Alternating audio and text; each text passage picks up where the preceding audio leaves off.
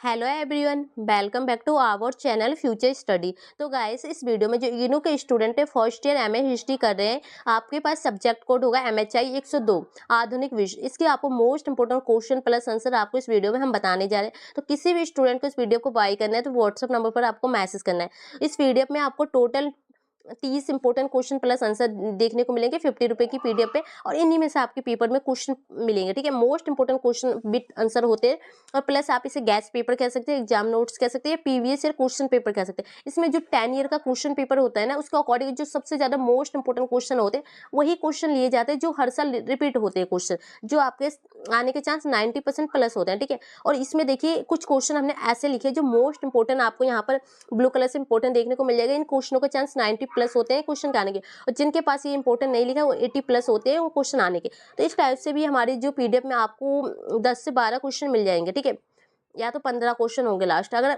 10 से 12 क्वेश्चन भी होते हैं, अगर वो क्वेश्चन आपने कर लिया तो उसमें से आपके 5 क्वेश्चन आराम से बन जाएंगे, पेपर में आप लिख के आ सकते हैं, अच्छे नंबर पा सकते हैं। अगर आपके पास टाइम कम है तो, अगर आपके पास फुल टाइम है तो पूरी पीडीएफ को अच्छे से पढ़ना है, जिसमें से आपके 10 क्वेश्चन पीडीएफ में से देखने को मिल जाए, और आपको 5 क्वेश्चन अपने मर्जी के अकॉर्डिंग देख के कर सकते हैं। ठीक है, जो भी आपको सही लगे, जिसके आंसर आपको ईजी लगे वो आप लिख सकते हैं देख के। और आप इस वीडियो को 1 से 2 दिन पहले भी देखते हैं, जब भी आप मोस्ट इंपोर्टेंट ये क्वेश्चन करके पेपर में जा सकते हैं। तो यहाँ से आपके 5 क्वेश्चन बन जाएंगे। ठीक है, पूरी पीडीएफ पढ़ेंगे तो 10 क्वेश्चन आपके बन जाएंगे, और पीडीएफ से क्वेश्चन आते हैं। हर साल हम पीडीएफ बनाते हैं, हर साल न्यू पीडीएफ होती है, 2026 स्टूडेंट के लिए, और न्यू नोट्स होते हैं, अपडेट किए जाते हैं हर नोट्स में। तो आप ये देख सकते हैं। ठीक है, क्वेश्चन देखिए क्या है। राज्य पर मार्क्सवादी और गांधीवादी परिप्रेक्ष्य का विश्लेषण कीजिए। राज्य सत्ता पर मार्क्सवादी दृष्टिकोण की विवेचना कीजिए। राज्य पर मार्क्सवादी दृष्टिकोण पर चर्चा कीजिए। राज्य पर गांधीवादी दृष्टिकोण का संक्षिप्त टिप्पणी कीजिए। तो ये देख सकते हैं, चारों क्वेश्चन जो आपको यहाँ पर देखने को मिले सभी सेम है। क्वेश्चन को क्या किया गया, हल्का सा चेंज, मतलब हल्का सा घुमाया जाता है, और कुछ नहीं पूछा जाता। इस टाइप से पेपर में क्वेश्चन आते हैं। ठीक है, question number first most important है। तो ये देख सकते हैं, जो राज्य पर मार्क्सवादी परिप्रेक्ष्य दृष्टिकोण। ठीक है, तो ये इसके पॉइंट है। इसी टाइप से पॉइंट में आंसर लिखने हैं आपको पेपर में, जिससे आपके नंबर भी काफी अच्छे देखने को मिलेंगे। तो ये इसके पॉइंट है, ये देख सकते हैं। अब ये आ गया राज्य पर गांधीवादी परिप्रेक्ष्य गया दृष्टिकोण कह सकते हैं, तो ये इसके। ठीक है, तो इस टाइप से आपको आंसर लिखना है। फिर आपका सेकंड क्वेश्चन आ गया, ये भी मोस्ट इंपोर्टेंट क्वेश्चन है, आपके सामने लिखा है। देखिए, आधुनिक विश्व के नौकरशाहीकरण से आप क्या समझते हैं? नौकरशाही के विभिन्न प्रकार या रूप क्या है? तो सबसे पहले आपको बताना है इससे समझते क्या है, इनके प्रकार क्या है, इनके रूप क्या है। ठीक है, आधुनिक विश्व के नौकरशाही की अवधारणा को व्याख्या कीजिए। नौकरशाही के विभिन्न रूपों की मुख्य विशेषता क्या है? तो जो इनके रूप है उन्हीं के बारे में बताना, उनकी विशेषता क्या होती है। ठीक है, तो देखिए, आधुनिक विश्व में नौकरशाही से आप क्या समझते हैं? राज्य सत्ता के कार्यपाल में नौकरशाही की प्रक्रिया का विवेचना कीजिए। नौकरशाही के लाभ और हानियों और तत्वों की विवेचना कीजिए। तो ये क्वेश्चन नंबर आपका सेकंड मोस्ट इंपोर्टेंट है। अब देखिए, सबसे पहले आपने दिया नौकरशाही क्या है। ठीक है, ये आपसे पूछे, इसका परिचय दिया। अब इसका विकास कैसे हुआ, अब इनके जो तत्व होते हैं वो क्या है, तो ये इसके पॉइंट है। फिर इनके लाभ क्या क्या हुए, तो ये इसके पॉइंट है। इनकी चुनौतियां क्या हुई, मतलब हानियां, तो ये इसके पॉइंट है। अब देखिए, इनके जो मुख्य प्रकार विशेषता क्या थी वो इसके पॉइंट आ गए। तो इस टाइप से आपको जितने भी हमने क्वेश्चन दिए सभी का क्वेश्चन प्लस आंसर है। तो अगर आपसे एक विशेषता पूछता है इसके प्रकार के, तो ये आप लिख सकते हो, इसका परिचय और इसका तो सब में डालना होता है। ठीक है, तो इस टाइप से सारे क्वेश्चन करेंगे। 20 नंबर का क्वेश्चन आता है जो कि लॉन्ग आंसर लिखना होता है, इसी टाइप से आपको। अब देखिए, इसमें आपको इंपॉर्टेंट क्वेश्चन देखने को नहीं मिल रहा है। ठीक है, इसके आगे क्वेश्चन के आगे कुछ भी नहीं लिखा है ना, तो ये क्वेश्चन आपके 80% चांस है पेपर में आने के। ठीक है, तो आपको ये भी समझ में आ गया। इंग्लैंड के राष्ट्र राज्य द्वारा लागू किए गए विभिन्न कल्याणकारी उपायों का विश्लेषण कीजिए। ठीक है, तो ये आपका क्वेश्चन नंबर थर्ड था, तो इसका आंसर ये देख सकते हैं। फिर क्वेश्चन आपका 4 बनता है, यूरोप में पुनर्जागरण के जन्म को सुगम बनाने वाले विकास की चर्चा कीजिए। तो इसकी परिचय, फिर इसके पॉइंट। क्वेश्चन नंबर 5 देखिए, मोस्ट इंपोर्टेंट क्वेश्चन है। धार्मिक विश्वास पर ज्ञानोदय विश्वास पर हुए प्रभाव की चर्चा कीजिए। मोस्ट इंपोर्टेंट क्वेश्चन है, आप स्क्रीनशॉट भी ले सकते हैं क्वेश्चन का। तो इसका आंसर आप ये देख सकते हैं। इसमें आपको सिर्फ क्वेश्चन क्वेश्चन बताए जा रहे हैं। आंसर के लिए अगर आपको लॉन्ग वीडियो चाहिए तो कमेंट कर सकते हैं, जिसमें आपको सभी क्वेश्चन प्लस आंसर के एक्सप्लेन क्लासेस के अकॉर्डिंग वीडियो अपलोड कर देंगे। और इससे पहले भी 2025 में हमने एक क्लासेस अपलोड किए, उसमें से भी आप कुछ क्वेश्चन इसमें से मैच करेंगे, जो आप उस क्लासेस को देख सकते हैं। ठीक है, फिर इसकी आलोचना।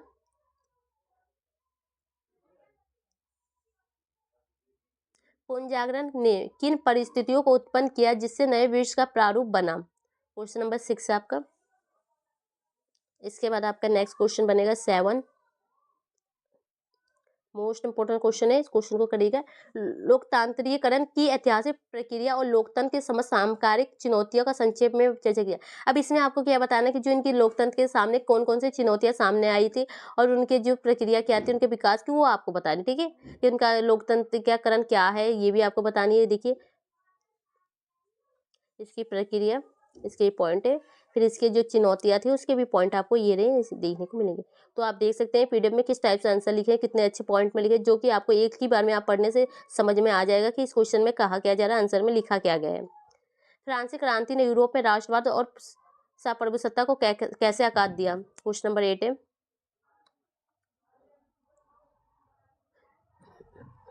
क्वेश्चन नंबर 9 देख सकते हैं, राज्य की अवधारणा को परिभाषित कीजिए, राज्य की उदारवादी अवधारणा को स्पष्ट करें। इसके बाद आपका नेक्स्ट क्वेश्चन 10 है, सोवियत संघ के विघटन के कारणों का उल्लेख कीजिए। तो आपको सोवियत संघ का पतन कैसे हुआ, उसका अंत कैसे हुआ, उसके क्या क्या कारण थे वो बताना है, ठीक है।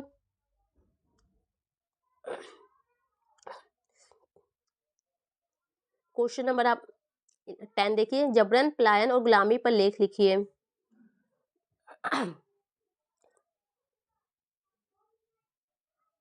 क्वेश्चन आपका 11 है, कल्याणकारी राज्य क्या है? इंग्लैंड और जापानी कल्याणकारी राज्यों के बीच तुलना करें।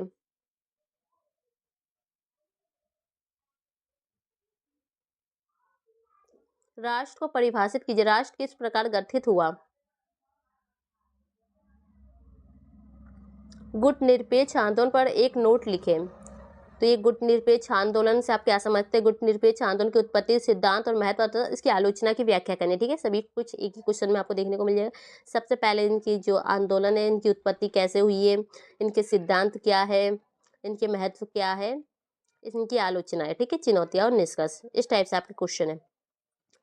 क्वेश्चन नंबर 13 देखिए, किसी के औद्योगिक समाज में परिवर्तन ने राष्ट्र और राष्ट्रवाद के उदय हेतु परिस्थितियां उत्पन्न की, व्याख्या कीजिए। क्वेश्चन नंबर नेक्स्ट देखिए, जनसंख्या के परिवर्तन के विभिन्न सिद्धांत का विश्लेषण करें।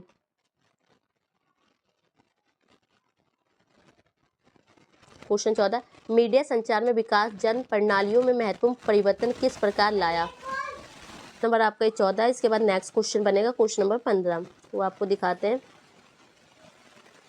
क्वेश्चन नंबर 15 देखिए, निम्नलिखित पर लघु टिप्पणी कीजिए। ये जो आपके कुछ पॉइंट है, 8 पॉइंट है, इस पर आपको लघु टिप्पणी करने होंगे, जो कि 300 से 400 वर्ड के अकॉर्डिंग आपको करने हैं इसमें, ठीक है। तो इसका स्क्रीनशॉट आप ले सकते हैं। इसके बाद आपको नेक्स्ट क्वेश्चन 16 दिखाते हैं।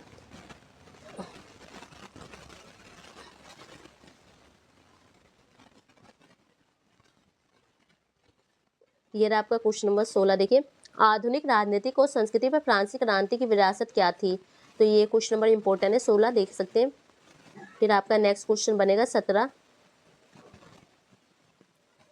बी औपनिवेशीकरण से आप क्या समझते हैं? बी औपनिवेशीकरण की दिशा में विभिन्न दृष्टिकोण की व्याख्या कीजिए। 17। क्वेश्चन नंबर 18 देख सकते हैं, इसका भी स्क्रीनशॉट आप ले सकते हैं।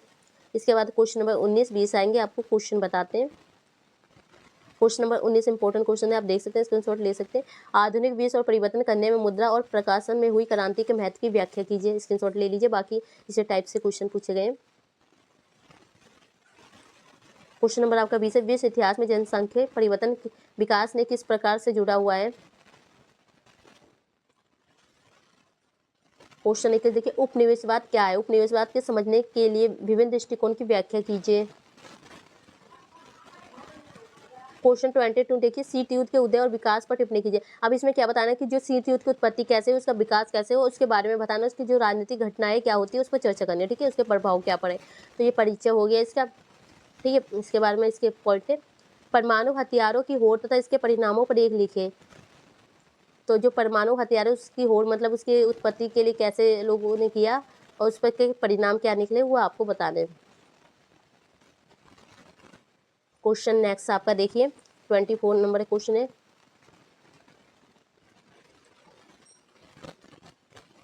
इसके बाद आपका क्वेश्चन 25 आएगा। ये भी इंपॉर्टेंट क्वेश्चन है, नई राजनीतिक संस्कृति के विकास में फ्रांसीसी क्रांति की भूमिका पर चर्चा कीजिए।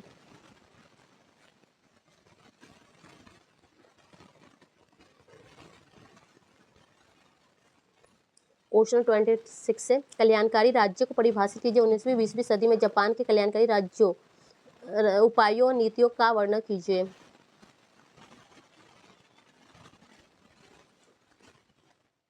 क्वेश्चन 27 इंपॉर्टेंट, समाजवादी औद्योगिकरण और पूंजीवादी अधिकारों में क्या अंतर है? इन दोनों में जो अंतर है वो आपको इसमें बतानी है, ठीक है, इनकी तुलनाएं करनी है।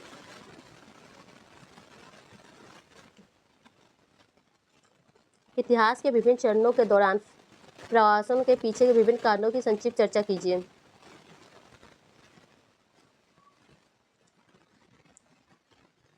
क्वेश्चन 29 देखिए, इसके बाद जो आपका लास्ट क्वेश्चन बनने का वो 30 नंबर क्वेश्चन होता है आपका, 30 नंबर। ये देखिए, निम्नलिखित पर संक्षिप्त टिप्पणी कीजिए। अब ये संक्षिप्त टिप्पणी वाले क्वेश्चन है जो कि आपके पेपर में आ सकते हैं। किसी 4 पॉइंट दिए जाएंगे, 2 पर आपको संक्षिप्त टिप्पणी करनी होती है, तो इसका स्क्रीनशॉट आप ले सकते हैं, ये पॉइंट है, ठीक है। तो फाइनली ये आपके क्वेश्चन थे, प्लस पीडीएफ में इसी टाइप से ये सारे आंसर आपको देखने को मिलेंगे। तो वीडियो अच्छी लगे तो आपको लाइक शेयर जरूर करना अपने दोस्तों में, ग्रुप में, कि उन स्टूडेंट को भी इसकी वीडियो के बारे में पता चल सके और उनके को भी एक इंपॉर्टेंट क्वेश्चन प्लस आंसर आपको पता चल सके और आप अपनी स्टडी कर सकते हैं। जिन स्टूडेंट के पास बिल्कुल भी टाइम नहीं होता, ये नोट्स से स्टडी कर सकते हैं। आप 1 से 2 दिन पहले भी स्टडी कर सकते हैं, अच्छे से समझ सकते हैं। इंपॉर्टेंट क्वेश्चन भी आप करके जाते हैं तो आपके 5 क्वेश्चन पेपर में आराम से देखने को मिल जाएंगे और आपको 5 क्वेश्चन ही अटेंड करने थे, पूरे 100 नंबर का पेपर आपका कंप्लीट हो जाएगा, जिससे मार्क्स भी अच्छे आएंगे।